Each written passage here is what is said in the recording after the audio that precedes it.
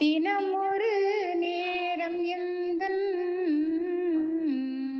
திருமொழி அதனை கேட்டால்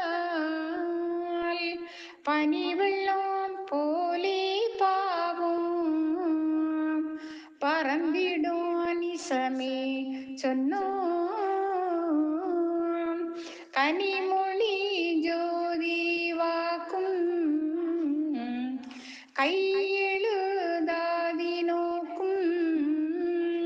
துணிவுடன் கேற்றோர் கற்றார் தொலைத்தனர் பிறவிதானே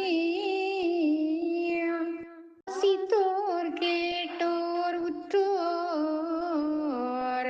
மனதினில் உணர்ந்து கற்றோர் ஆசிதன் பதமே கண்டு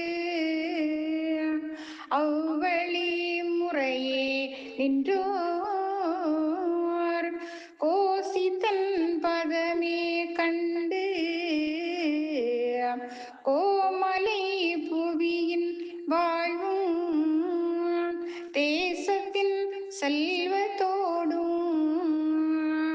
சிறப்புடன் இருந்து வாழ்வார்.